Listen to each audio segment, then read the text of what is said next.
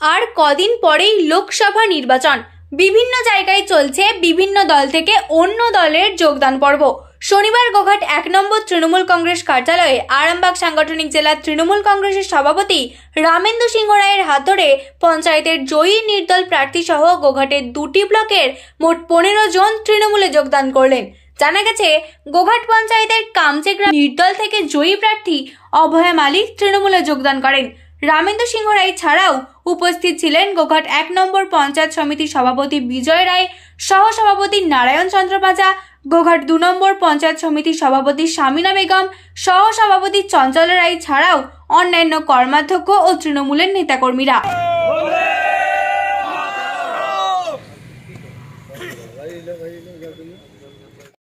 এখানে কিছু আমাদের বিজেপিতে আছে, সিপিএমের আছে, তারা এখানে আমাদের ব্লকে আবেদন করেছিল।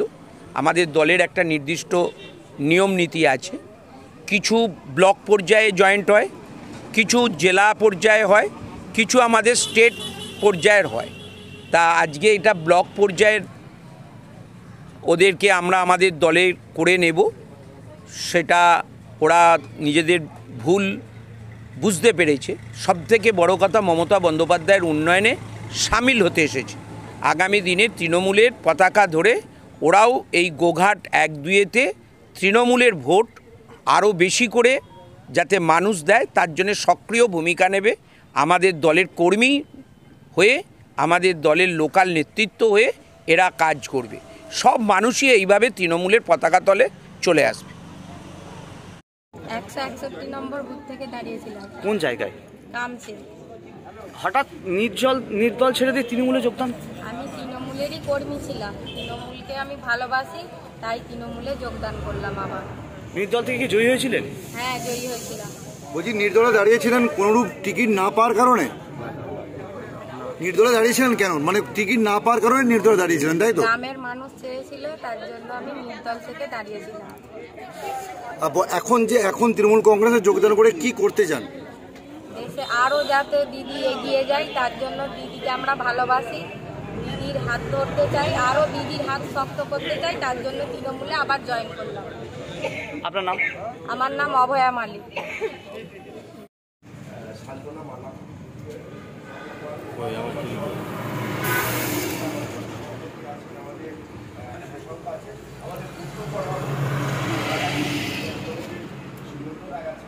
আমরা সকলেই আজকে তৃণমূল কংগ্রেস কার্যালয়ে উপস্থিত হয়েছেন। আমাদের আজ একটা কর্মসূচি দিয়েছি, যোগদান পর্ব।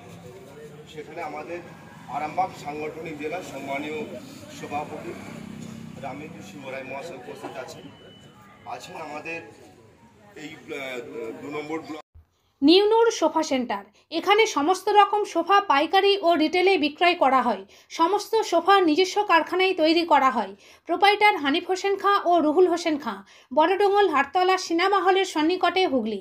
যোগাযোগ 7797170093 এবং 9382003105।